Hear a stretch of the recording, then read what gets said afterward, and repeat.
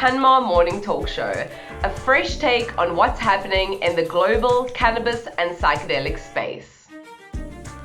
Your power shot of cannabis and psychedelics knowledge, featuring the industry's hottest experts, thought leaders, trendsetters, influencers, and celebrities.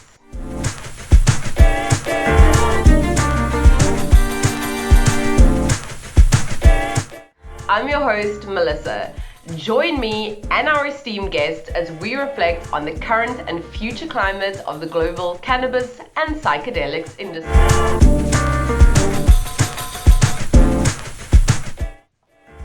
Today's guest is none other than James Beard-nominated chef and strategic advisor to CanMar, the incomparable Jordan Wagman. Stay tuned to hear Jordan speak on the connection between cannabis and cleaner living and how his lifelong journey with the plant and cooking with it has had a lasting impact on both his mental and physical well-being.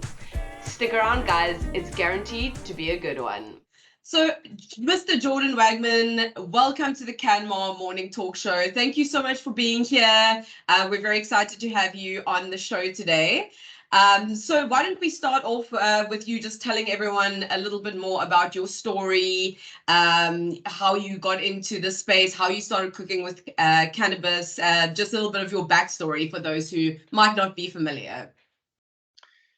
For sure. I started consuming cannabis when I was 12 years old. Like many of my friends and colleagues in the space, we all have been attached to the plant for a long time, and many of us, certainly I didn't know why I was smoking it back then. I thought it was because I loved the Grateful Dead and loved my long hair and playing guitar. But the truth was that I was solving for a need state. So in and around the same time as I started to consume cannabis, I was diagnosed with psoriasis, which is an autoimmune disease. So I was covered head to toe with dry skin. And so subsequent to that diagnosis, everything I did in my life revolved around my health, specifically my psoriasis. And, from what I would wear every day, because I'd wake up, I'd shower, and I'd cake myself with medicine. And it's, in the cold weather in Toronto, it's, you go outside and your medicine starts to stick to yourself. Anyway, so every decision I made in my life, from where I lived, from what I did, for a living, or what I did for fun, and where I vacationed, and all sorts of different decision, was always revolving around my psoriasis. I spent about a year of my life in the hospital, twice in Sick Children's Hospital here in Toronto, and twice in Sunnybrook Hospital here in Toronto. So about a year of my life was spent in the hospital, getting psoriasis treatments. And I spent about 18 months of my life living in a tent at the Dead Sea in Israel, sun tanning. That makes it sound like it was fun, but I was sitting in the sun for, however, from dawn, from morning till night. And I was, in the Dead Sea. It's very therapeutic. And anyways, my psoriasis went away. But what I realized was the moment that I would come back to Canada, my psoriasis would return. So fast forward many years, literally decades. I'm 43 years old, and I've had a pretty good culinary career along the way. And I was tired of dealing with the effects of my psoriasis, and I was ready to make some wholesale changes. And I didn't, I have always known of naturopathic and homeopathic remedies and alternative medicine, but I just was really never ready to commit, because there's a certain amount of commitment involved with changing your lifestyle. But I was ready to make the commitment. And from this one meeting with a naturopath, I removed gluten, dairy, and refined sugar from my diet and began consuming cannabis, not smoking joints every day, but actually consuming it for health and wellness. And in 60 days, I lost 30 pounds and my psoriasis went away. And so that was 8+ years ago. And so subsequent to that, I've always cooked with cannabis, and I I've obviously been cooking now professionally for 30 plus years. And so I realized very quickly I had found my voice again I'd found my voice again in the world, and especially in culinary. And so that's what I've done over the last 8 years is I travel and educate people on infusing cannabis in food and beverage and the benefits of a cleaner lifestyle. And yeah, I mean, there's a lot more to the story, but that's the short version that I can give you in 3 or 4 minutes. Yeah. And Jordan, I think something like that, like something like psoriasis, it can be very debilitating. It really takes, as you mentioned, it's all consuming in your life. And I think a lot of people, around the world are struggling with ailments like this. And talking about that health and wellness and teaching people to take responsibility for their health, it's challenging for people though to kind of make that big change, as you said. So many people have these busy lives. Fast food is so prevalent and convenient. It's not easy for people to make the switch, to consciously think about what they're putting into their bodies and how it's affecting them. So how do you help in facilitating the shift, or what do you kind of say to people to change their mindset in that way? Feeling good is addictive. Feeling great is, it might sound gross, but like when when your poos are great first thing in the morning, and you don't like have mucus all day, and like you don't have gut rot all, because, and you're eating Pepto-Bismol because you're about to eat something. It's interesting. We have this culture, and I certainly didn't come up with this, but I don't know where this came from. But I recently had this thought that, we are so desensitized to eating with repercussions.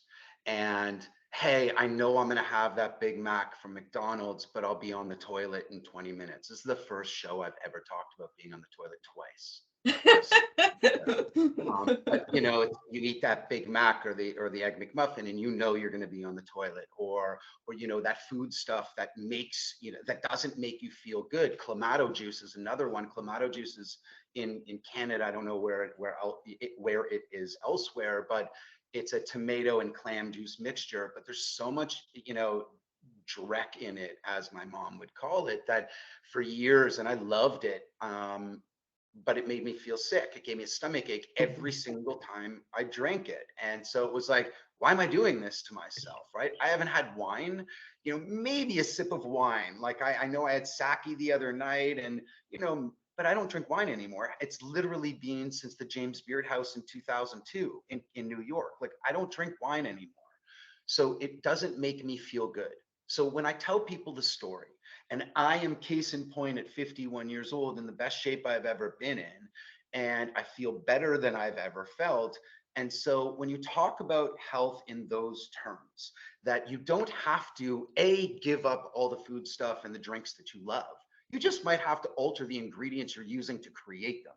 Brownies don't have to be filled with shit. They can be filled with my food stuff, like avocado and coconut oil and almond flour and so on. So it can taste good and not be inflammatory to whatever need state you're solving for. And most people are solving for something, right? But that's really it. I explain to people my journey, try to understand what they're trying to solve for, but I'm not a doctor. I'm just here to be a friend and a guide and lead them to people who are in the medical profession and naturopaths who can definitely help these people. My biggest concern, or my biggest sort of, and I'm on a biologic now, full disclosure, I had no choice subsequent to the last vaccine I took, but I have talked people off the biologic, which is an injection to solve for, a serious, whatever need state disease, whatever that is. Mine was psoriasis. And I didn't have it for a long time until I took the vaccine. Well, I have been talking people off this biologic ledge for many, many, many years, saying to them and explaining that there are things that we can do. There are 26 letters in the alphabet. It's not just A and Z. So, or Z, wherever you are.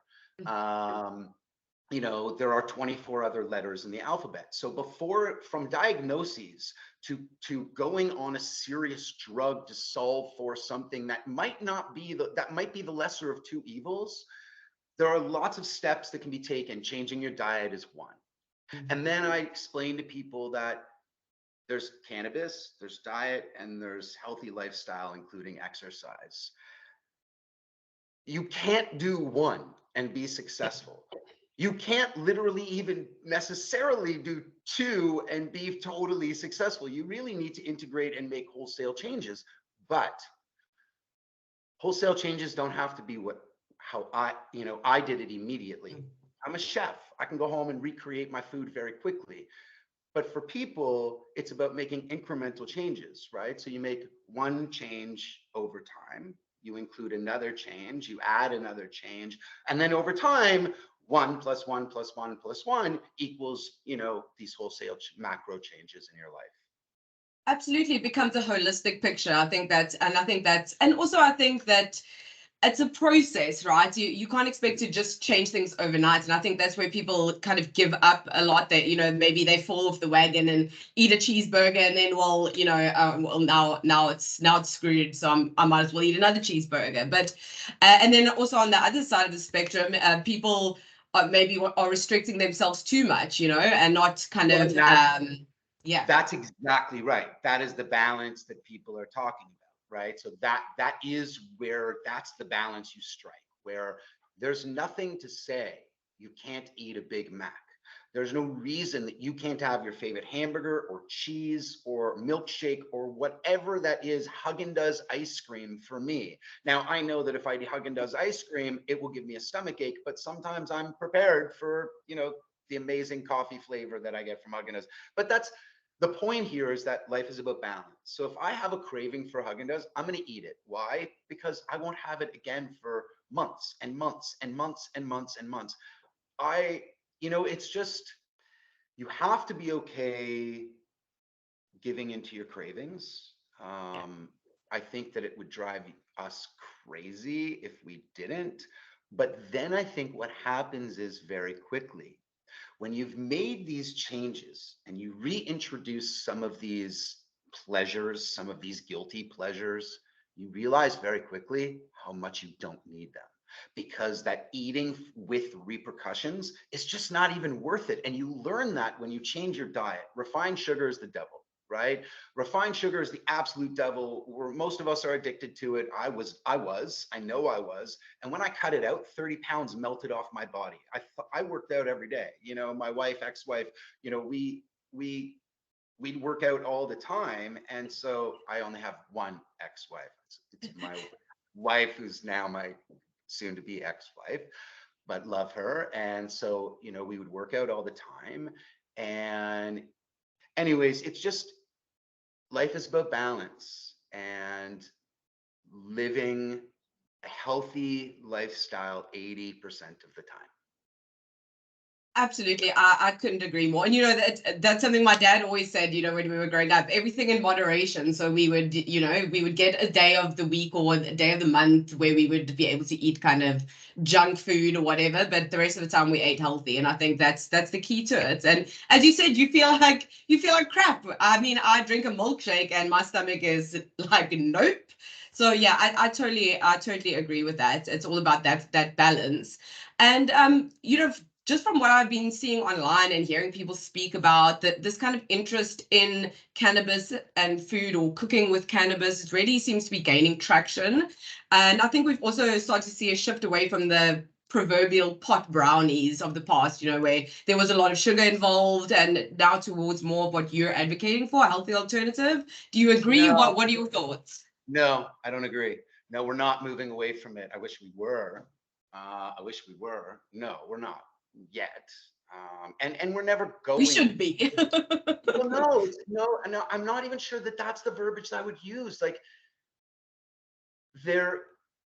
I'm never going to McDonald's again for the rest of my life. I know that. I can say that. I haven't been in decades. McDonald's isn't built for me. I'm not criticizing anyone that does, but like, it's always going to be here because there's a demographic. It's people love it, whatever. It's a guilty pleasure for, whatever it is, right? But but it's always going to be here. Pop brownies are always going to be here. The garbage, you know, that a lot of people put out there filled with corn syrup and whatever and fillers, you know, like, yeah, that's all going to be there always. But we need to present other options. Sorry for the noise. We need to present other options to the audience, to the market. And unfortunately, that also comes with the education. You know, there's a bag, oh, it's not here, it's at the condo. There's a product, you know, from my friend Jen called Manna. Manna is awesome. It's maple sugar. You know, there's Scott, that's in out west.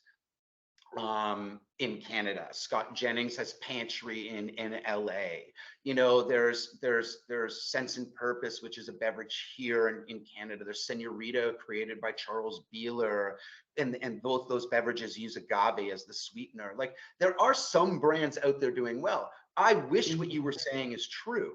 My goal in life is to ensure that we continue to have more of these products out there. I'm not the only one with that goal, you know, but there are lots of people out there trying to get better products on the market. Unfortunately, when you are still in the vast minority, it's very difficult, and it might cost a premium, right? And so without the education to the bud tenders, without the mass distribution of this product, how are we going to really get it out to the masses? That is my goal. I just mentioned every single product that I'm proud to mention. I don't get paid by any single one of them to mention their brands. I mention them because that's my job. I need to draw people's attention to products that actually can help to solve for need states, or at least not, you know, inflame whatever it is that you're trying to solve for. Yeah, absolutely. Yeah. And again, I think that it also shows that cannabis is also versatile as an ingredient. You don't have to have it with sugar. You can have all of these other kind of options as well. And I think you're right. You know, of course, there's always going to be products with tons of refined sugar, but it is about kind of giving an alternative. That's all we want to do, right? Yep. Absolutely. I'd also love to hear a little bit more about the culinary experiences that you've hosted over the years. Some of our CanMar team members were able to enjoy one of these during the Lift Expo in Vancouver. I was very jealous that I wasn't able to be there. I saw the photos, looked amazing. Very jealous to have missed it. But for somebody who's never attended or wants to know more about these experiences, what could they expect? What does that whole experience look like? Yeah, I mean, I always tell people that my goal is for you not to leave, or anybody to leave any event with me that has eaten my food saying that was the greatest cannabis experience I've ever had. That's not the goal. The goal is for you to leave saying that was one of the best food experiences I've ever had. That was some of the best food I've ever tasted. And, you know, like, that's the goal, is to be a food experience first and foremost. Cannabis it's funny. You know, we should also talk about the difference between chef and cannabis chef, because I think that that's probably a very interesting topic. But when you come to an experience with me, it's really about trying to educate you on what cannabis food and beverage can be, right? So based on what we just said previously, it doesn't have to. A, it can taste amazing. B, it can actually be good for you, or at the very least, not inflammatory to you, right? And there's lots of products or lots of components of the cannabis plant that we can talk about. You know, recently on LinkedIn, somebody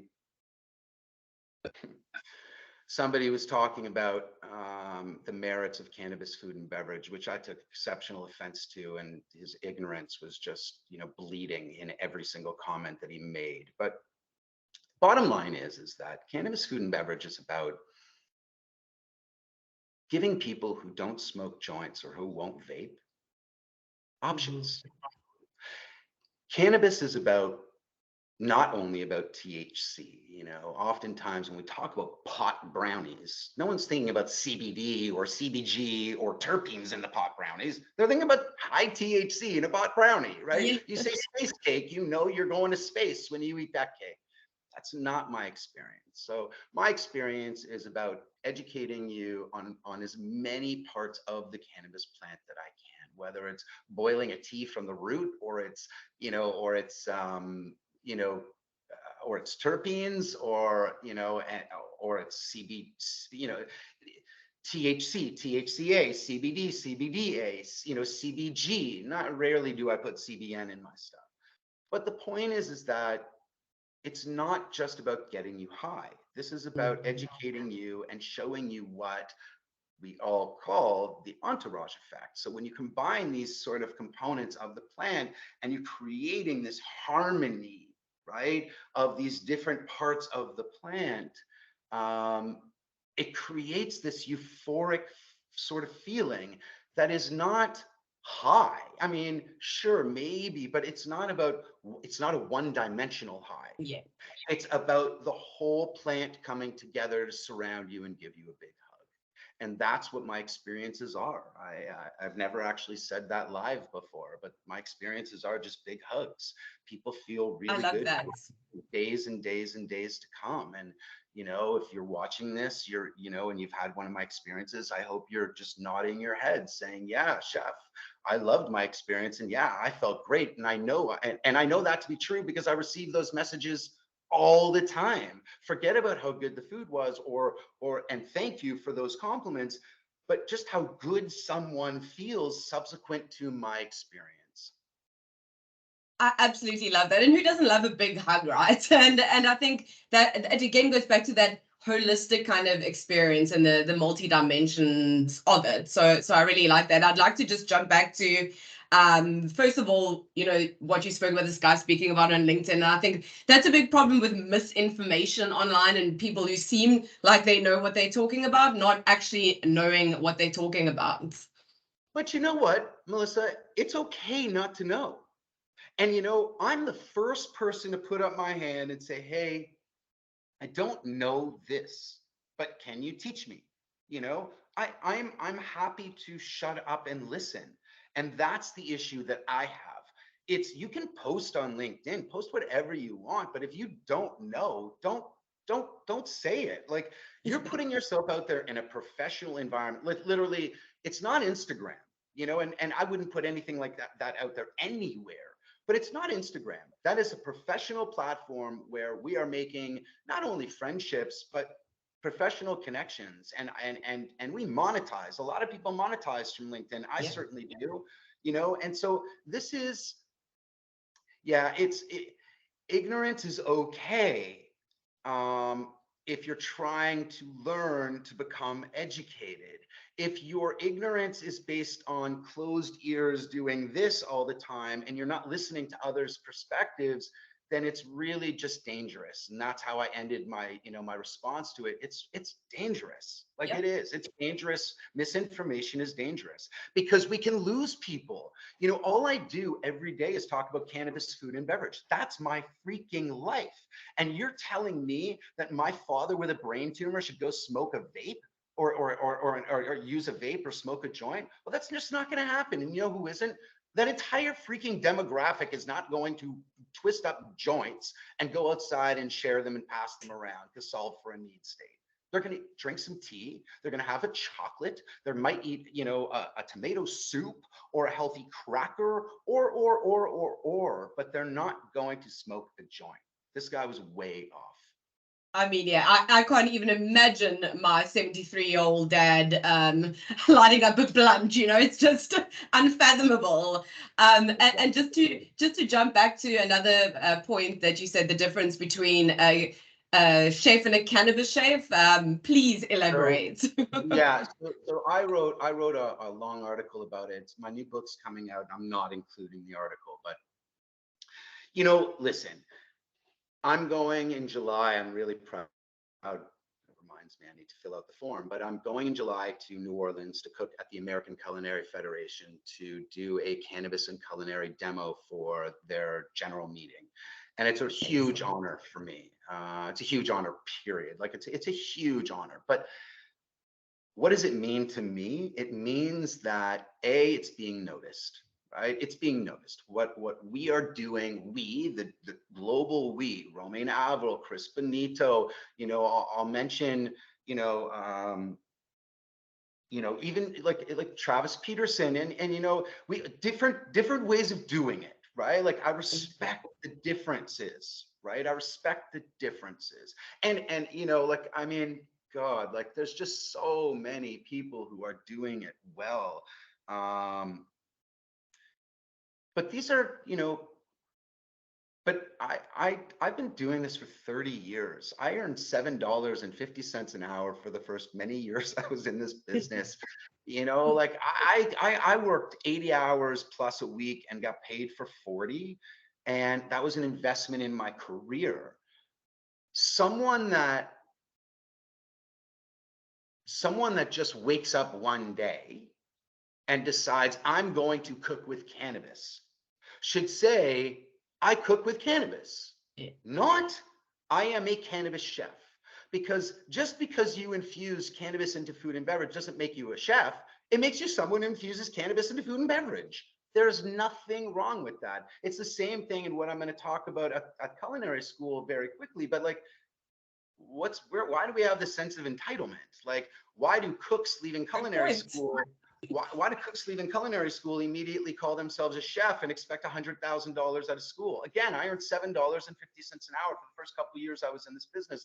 Many people need to do the same thing and pay your dues and just understand how to butcher fish and how to do the small things and how to sweep the floor and do the dishes. Because inevitably, if you've been the chef of a restaurant, you know that that's where you're going to end up. Sweeping the floor or doing the dishes. That's what we do.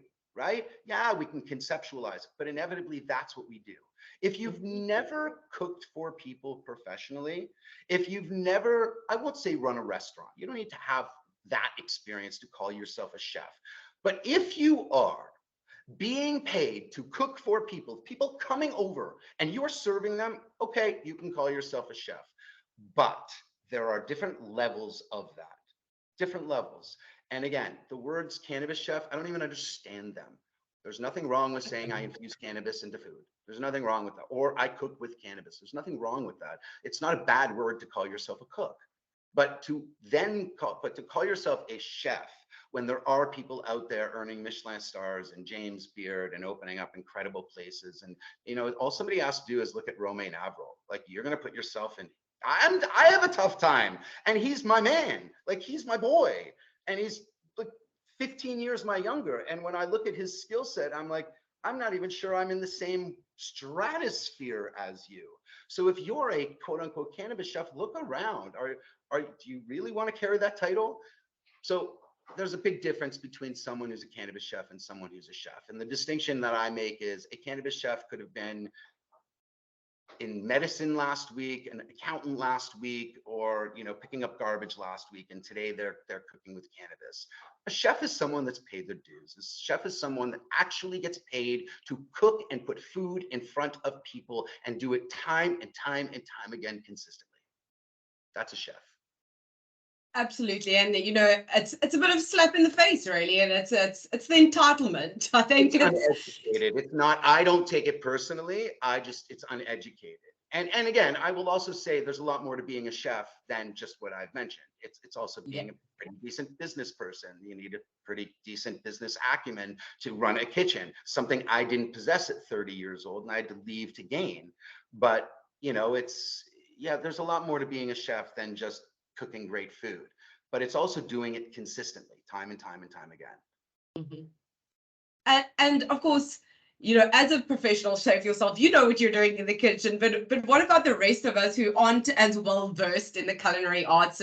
Could you share some tips for people who are cooking with cannabis at home or would like to do that? What are the basics, and so on and so forth? I mean, the bottom line is this: if you live in a legal environment, if cannabis is legal where you live, take advantage of the efficacy that exists with the product sold on the legal market. I cook with those products because when you create products at home, you can't necessarily, um, you can't necessarily, sorry for the flushing of the toilet. We can edit that out, or we can just laugh about it in the background. You know, when you are infusing cannabis at home, you can, and cooking for other people, forget about cooking for yourself, but cooking for other people. Mhm. You can't, after you've made the infusion, without sending something out to the lab, you can't unfortunately send something or tell me to 2 decimal places the potency of the cannabis in my foodstuff or that you're using. Alternatively, if I go into a dispensary in Toronto or any legal environment and I buy something, oftentimes it has, you know, 21.34% or milligrams per milliliter, right? And so you know, it's just about being able to create this repeatable experience, as I call it. And so, you know, creating great food is one thing. And then I've mentioned the sign of a great chef is to be able to create great food time and time and time again. But the art of creating food stuff with cannabis is creating that experience that you can repeat. So Melissa, if you come to my home and you say, Jordan, that was amazing, you know, can you just tell me, you know, all the different cannabinoids that we used in the, you know, through the 10-course dinner? Of course I can. Why is that important to you? Because the next time you come, you want to be able to say to me, hey, listen, like, I love this experience. Is it going to be similar to this? Yes. Awesome. Because I can, because I'm using products with efficacy behind it, I can then, and again, there's obviously variables in there, but I can repeat that experience for you. Conversely, if you're creating something at home and you don't know, if you haven't tested, and yes, there's these, you know, the what is it, the T-check or T-checks. But yes, there's some tools at home that the home cook can use to test their cannabis, but it's not going to be nearly as accurate as what you're purchasing in a legal environment. So that's number one. The other thing is, you know, how do you infuse cannabis into food? Well, you don't do it by putting cannabis into a hot saute pan and searing your steak. That's not infusing cannabis it's not infusing cannabis into anything. There's nothing left by the time you serve that, right? So where I infuse cannabis into my food and or beverage is really in the emulsions. So in all of my sauces, in my vinaigrettes, in my brownie mixes, in my batters, in my purees, right? Like, so that's where I'm infusing. So because I can create that emulsification, so which is combining these ingredients that don't typically mix in a stable environment, in this homogeneous sort of mixture. And when you create a homogeneous mixture, you know that you've been able to properly disperse the cannabis throughout these different purees, sauces, whatever it might be. So that's really how I infuse it. That's why I'm able to facilitate dinners with both infused and non-infused options for my guests. Now, inevitably people come, there's 20 people here for dinner, 2 aren't having cannabis. No problem, because all of my food is infused with the purees, the sauces, etc. If it's in a brownie, you might have to skip that course, but I've got fruit leather that's not infused, or you know, there's many ways to facilitate it, but yeah, it's always through my purees and my sauces, etc. And Jordan, I'm curious, does the strain matter when you're kind of, does that make a difference in what you're cooking or anything like that? A good question. So strain is specific. It would be pertinent only because of the terpene profile, right? The strain is not specific to me and what it is that I'm doing. The only time I will use raw flour in my food stuff is on one specific dish, maybe a second one, but I have the signature hemp seed crust, which is toasted hemp seeds and smoked olive oil and chopped chives. And after you toast these hemp seeds, and they're really, really hot, you put them in this bowl with the smoked olive oil and the chopped chives and salt and pepper, and they start to cook the chives, and it starts to permeate, and the smoked olive oil. And then once it's cooled down, I grate raw cannabis flower into it. So if I'm serving a lamb, I might want to grate something with more pinene than something else. If I'm serving that to top a piece of salmon, I might want to have, a strain that's higher in limonene.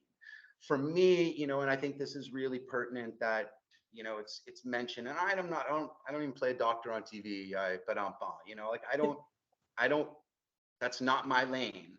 But we all know we're an end of one, says Dr. Deb Kimless. Like, we are all an end of one, meaning we're all individual, right? So how that terpene or how the cannabis or strain impacts us differs from person to person to person. Mm-hmm. So my approach when it comes to strains or it comes to cannabis specifically is the terpene profile. How is it interacting with the food stuff I'm creating? Is it a tomato sauce? Is it a brownie? Does it have more vanilla highlights or lemon highlights? Is it more, lavender in flavor? And what does that pair with?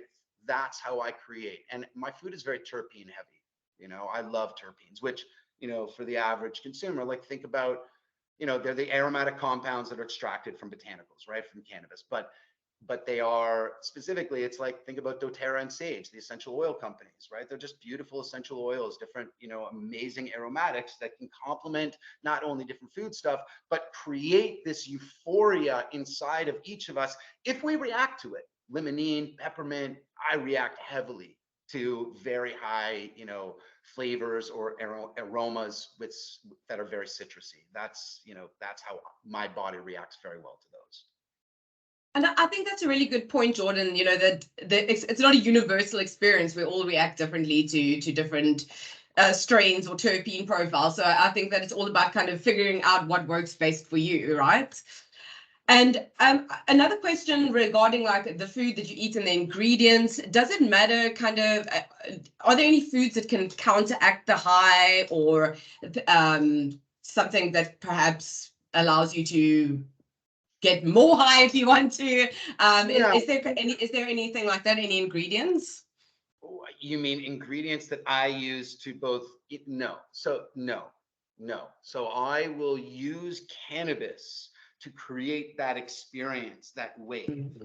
right? And it depends on my group. If these are new consumers to cannabis, or I know that this is a group of friends, which I posted recently, they were all paying to be here, but this was, hosted by a company, and every single one of those people, if they hadn't been here before, had certainly eaten my food before. And I knew my audience. So I knew that they could handle a lot more than most. Mm-hmm. It's based on the cannabis. It's not based on the food necessarily. Now, if someone is quote unquote getting too high, and I can tell you that other than one person in 8 years, literally, and it's been longer than that, but certainly that I talk about 8 years in doing this professionally across a couple continents, it's been one person. And there were extenuating circumstances to that one person who had a less than savory, great word, experience. And that was because they were taking something else, and that was not known to anyone. And so, that's one out of thousands of people that have eaten my food. So to answer your question, I'm never, ever, ever worried, because everything I do is microdosed, and never worried about personally getting someone too high. That is never a concern of mine.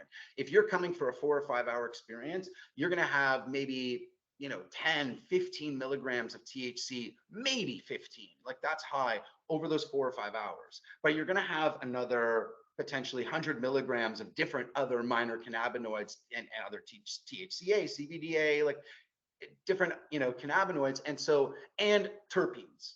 So it's really this dance that I'm creating. So it's not about serving peppercorns to bring people that. No, it's about, and which cannabinoids am I using in that course How do I want the flow of the evening to go? And that's all dictated by the terps and the cannabinoids. And I think that's actually good advice for people who want to try cooking with cannabis at home, is to kind of, start off slowly. Don't just chuck a whole lot of THC into your food. Try and do the microdosing thing rather than just go all in, especially if you're serving to other people, right? Well, so remember the responsibility that goes along with serving people food stuff. Remember the responsibility. It comes with a great amount of responsibility to cook food for people. Forget cannabis for a moment. If you are cutting chicken and that chicken has salmonella and you're cutting it on a plastic board and then you cut strawberries on top of it, you're eating the raw chicken. If you don't know what you're doing, if you don't appreciate cross-contamination, if you haven't worked professionally, and I'm talking about people who pay you. I'm not talking about hosting your friends, but don't use a cutting board that you've just cooked chicken on and now cut strawberries, because that creates cross-contamination, and that's no bueno, right? This is about being responsible for the food you're creating. And yes, if you don't know what you're doing when it comes to cannabis, I went for a meeting a couple of years back. This was the greatest meeting I've ever had, because I've told the story thousands of times. This was a very, very well-known, well-established bakery. I won't even tell you where, but bakery. And they were hiring me to be a consultant. And they literally thought that we were going to replace like the pound of butter called for in the recipe for a pound of cannabis butter. And so immediately we're talking about experts, we're talking about professionals, and they know nothing. If I tell you the number of culinarians who have trained in a Michelin environment, won a Michelin star, been recognized by James Beard, or are just some of the most talented humans I know, that have called me and said, "Chef, hey, can you walk me through cannabis?" Now, for an accomplished chef, it takes, I'm not suggesting from a cannabis perspective, but from a cannabis and culinary perspective, it takes a very short period of time to explain to an accomplished culinarian how to infuse cannabis into food and beverage. Very, very, very short period of time. Okay. But I do it all the time. And so this just speaks to the lack of knowledge that's out there, how much more we have to do, but it's coming. It's coming, but there's a great amount of ignorance out there. And so it's really about educating yourself, and don't be afraid to ask questions. I ask them all the time. Doesn't make us, actually, it's the smart people that ask the questions, right? Exactly. If you think you know everything, you probably don't. You probably know very little, quite frankly. Exactly. And I think that the education part of of the industry kind of also goes hand in hand with kind of destigmatizing things, because the stigma is still very much present. User accounts are being shadow banned on social media, and so it's difficult to kind of get a lot of education out there just very easily, and then it can sometimes also be a challenge to sway people's perception. To give you an example, I tried to persuade my mother, talking to her about how I've been using cannabis for my insomnia, and she said, "You will never convince me that weed is good for you. It's a drug. It makes you high." So how do we kind of what is missing in terms of cannabis and education, and how can we kind of work towards? You spoke to it already, right? Unfortunately, the metaverse, we can't really, on Instagram and Facebook, you can't openly educate, because you run the risk of being deplatformed or shadow banned, as you mentioned. So education for me is top priority, and that's why I do what I do, whether it's doing these, whether it's having my own show, whether it's doing events. My events experiences are how we educate, and unfortunately, because I don't have a larger microphone, although this one I might be compensating for something because it is pretty big.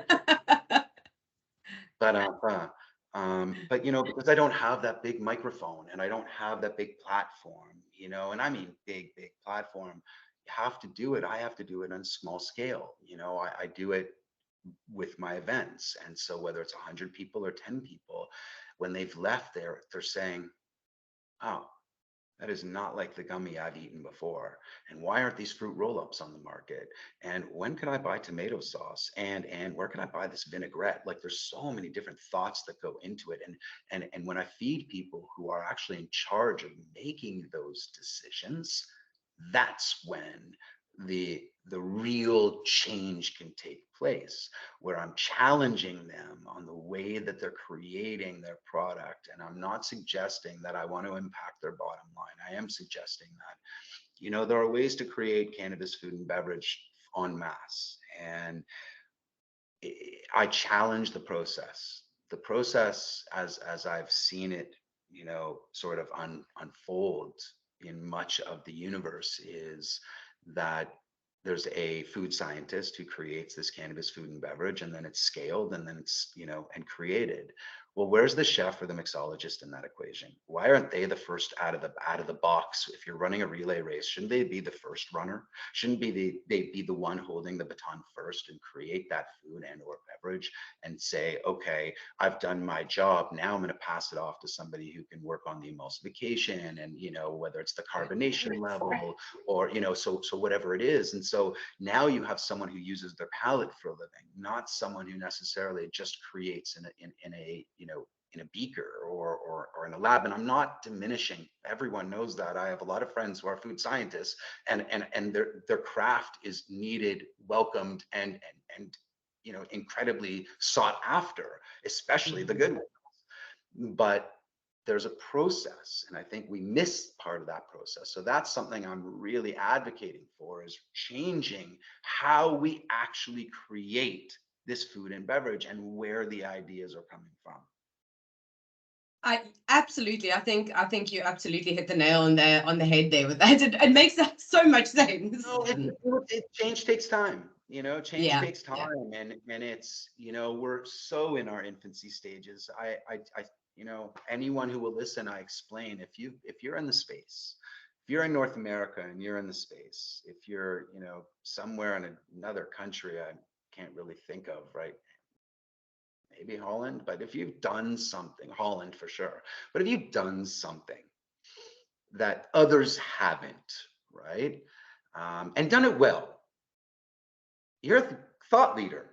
And when you are in Canada, or you're in a in the US in a legal environment, legal or not, legacy too, but you've done something that others haven't. There's so much to teach, and there's so much for people to learn, all of us to learn. We're so in our infancy stages. Change will take time. We're just talking about it now. God, when I'm dead and gone, hopefully my kids look back and say, wow, like, my dad was an OG here. Like, my dad actually really helped to sort of, create the framework, and along with some really, really, really talented people. And yeah, I mean, it takes time. It takes time. I just have to say, Chef Nikki is Stewart is probably, if that name isn't on people's radar, Chef Nikki Stewart is the OG in cannabis culinary. She is someone, I wish I was better friends with her. I certainly consider her a friend. But anyone that's watching, listening, Chef Nikki Stewart, she is the real deal in cannabis culinary. So yeah, watch out for her. Amazing, amazing. And Jordan, I'm also interested to hear your thoughts on cannabis consumption lounges, cannabis restaurants. Do you think this is a trend that will fizzle out as the novelty kind of wears off, or do you think it will become like they'll become the next wine bars, for example? We haven't even started, and we haven't even started. We haven't even started. Like we're not even there. So fizzled out? No, definitely not. I think we haven't even started. So I think we're just scratching the surface. The conversations are happening by some, but you know, where this goes, how quickly it happens, you know, just all of the above. I'm not really certain the timing of it all. I think there's, you know, everyone's learning, there's going to be an evolution. And just like, you know, with everything else, there'll be a lot of trial and error.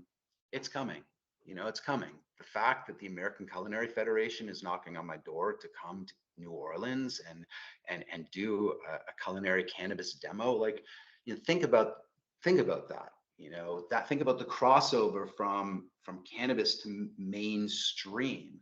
What does that say? It says that the American Culinary Federation are recognizing cannabis as and culinary as something that needs to be discussed. And now what does that mean? It means that it could very well become part of the curriculum, not only part of the American Culinary Federation's curriculum, but across the globe in all culinary schools. So what does that lead to? Well, it leads to people wanting to cook with cannabis. And so the more people that are educated, the more people that are talking about it, the more people that are doing it, the better chance we have in doing it well and properly, the better chance we have at creating an actual,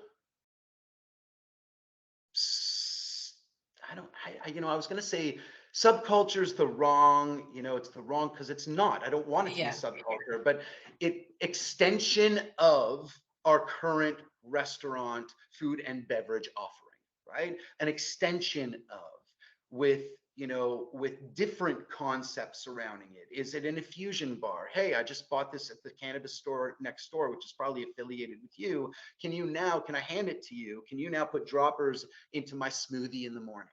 Right? So that's one concept, right? Like I just gave someone a concept, boom, like that's pretty freaking easy to execute one day, right? You have a restaurant or some juice bar on one side and dispensary on the other. Like maybe it even exists. Like I think that's a cool idea, but that's an evolution. Like it's soon, I hope we are having larger discussions because we already know hotels exist. I'm hoping that we will have larger discussions about opening up full service restaurants. Cookbooks are out there. My new book's coming out. I'm working on a new one with Romaine Avril. You know, Tracy Medeiros came out with one that I was in. The Joy of Cooking with Cannabis is out there. You know, so there's a bunch of books that are out. Like things are happening, but we haven't even scratched the surface. You know, yeah, and it's very exciting time, you know, I think to be part of the industry and just, you know, be able to see things grow like this. And it's there's a lot of hope, I think, which is great. Do you have any other kind of predictions, you know, moving forward? What just for the industry in general, you know, whether it's on the culinary side, whether it's on whatever, any predictions at all? I mean, I don't know if it's predictions. I just see that there's need for certain things, right? And by certain demographics. So my father, my mom, their demographic, their friends. If I tell you that I went to go pick up at the local deli last week, and one of my mom's friends said to me, "When are you having a dinner for us?" I'm like, "What?" She's like, when are you gonna have a dinner for us? I mean, you mean cannabis dinner? She's like, yeah, wouldn't that be fun? I'm like, actually, that'd be fucking hysterical. Wow. And I've never had a 75-year-old plus, you know, sitting around my kitchen, including my parents, you know, feeding them food and you know, and then sort of, you know, enjoying a cannabis experience. I'm excited about where that goes. I'm excited about their education. I'm excited about being able to, you know, I am absolutely 100% my parents and their friends drug dealer, without question. You know, I am the go-to when it comes to all things cannabis. And hey, George, can I find CBN in Toronto? Of course you can. Just ask my friends from Wild. You can have their amazing CBN gummies. You know, and I don't get paid to say anything about anyone. The ones that I do, they're the ones that I love. But they're, you know, and so yeah, I'm excited about that demographic. I'm excited about the American Culinary Federation. Next to cooking at the James Beard House, it's the greatest honor of my culinary career. Personally, you know, on a personal note, I'm excited for my new book. How I Found My Health Through Food is my first self-published book. This is my sixth, and I'm really excited about it because it's an aggregate of all of my stories, all of my recipes, and all of my pictures. So it's really, it's all me. It's all me. I took a year of my life and wrote a blog, and this is an aggregate of many of those stories about mental health and psoriasis and eating clean and cannabis. And there's a number of recipes which all have, not all, but many have cannabis components to them. So I'm really excited about that and where that goes. But at the end of the day, I'm excited to be healthy. I am excited to continue using cannabis because I feel better. I'm excited to continue down my path of eating well and how I can learn, and I just and educating and being real and crying when I need to, and and calling people out when necessary. But I'm excited for a lot, Melissa, and I'm excited about CanMar. I'll be honest, I'm a proud advisor to CanMar, and I'll say it, yeah, I mean, I say it loud and proud. Being a strategic advisor to KD and May and the team, it's these are people that I love very much, and CanMar is a very special place. And I will also say this about you, that I said it, privately, but you've done a phenomenal job on this show, and you've done a phenomenal job in this interview, and you're killing it. And so this show is going to go really far. So congratulations to what you've done as well. Thanks, Jordan. You're going to make me cry. But really, I do appreciate it. Thank you. Yeah, I think, we all kind of share those same kind of beliefs about what we want to do and kind of what we want to do for the industry and in the space. So I think that when the everything aligns like that, it's just a special thing. It's a special place with special people. So we're very happy to have you on board as a strategic advisor. It's great to have you, Jordan, and to chat to you today as well. Is there anything else that you would like to add before we kind of wrap things up here today? Maybe some advice that you would give to people who want to get in the industry? I would say two things, and I'll finish it by saying what I always do on my own shows. But what I would say is this, oftentimes people are surprised that I give them my number, or that I tell them to text me or call me or DM me anytime. If you are having a problem, if you need help with cannabis, if you're curious about cooking with cannabis, mixology, you want to learn how to write a book, you're having trouble with an autoimmune disease, the fact is, my legacy is how I treat people. My legacy and how I'll be remembered is the impact that I have on you, the global you, the world. And so if you need something, get in touch with me, because I am always available to help. And the other thing is, it's really fucking easy to be a good person. Buy a coffee for somebody, buy a sandwich for someone, give them a compliment, wish them a happy birthday. And here I go. You never know what someone's going through. No one has gone through, I mean, lots of people have, I shouldn't say that. I've gone through my own bullshit in the last long while. You never know. And it's not that I always put a smile on my face. I have no problem crying. But when somebody texts me, like I received yesterday from my friend Jarrett, out of the blue, and I hope you're doing well, it's those that pull people in. It's those that pull people back. It's those that save people. It's really fucking easy to be a good person. Be a good human. Damn straight. I completely agree. A smile don't cost nothing, right? That's something my mom always taught me. And I always make sure to smile at strangers, because that could make all the difference, right? And it doesn't cost a single cent. Nope. No. Being, and I'll tell you something. The truth is, being a jerk takes a lot more energy. Being upset, being mean, being nasty, being rude takes way more energy than to just smile. And even saying it, and as I say the word smile, I set my mind at ease. But it's pretty easy to be a good person, and we should all just be good people. The world would be a little bit of a better place. 100% agree with you on that, Jordan. So I just want to say thank you for taking the time to sit down with me today. It was great to have you on the show. And I'm sure we'll be doing a lot more things together. So keep an eye out, everyone, for more Melissa and Jordan content. Great job. Thank you. And that's a wrap. Thanks for watching or listening to the CanMar Morning Talk Show. Join us next time for your weekly dose of cannabis and psychedelics updates from the industry's experts. But wait, before you go, did you know that CanMar is leading global change within the cannabis and psychedelics industry? We are building customizable ecosystems, providing solutions to recruitment, offering regulatory and compliance services, and community hub for the global network.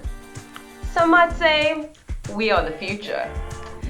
If you haven't already, download the CanMar Hub app or check out our website at canmar.io to see what we're getting up to.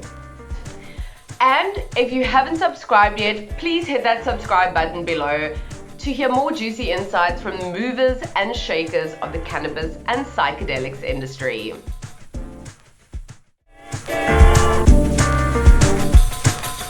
Until next time, stay dope.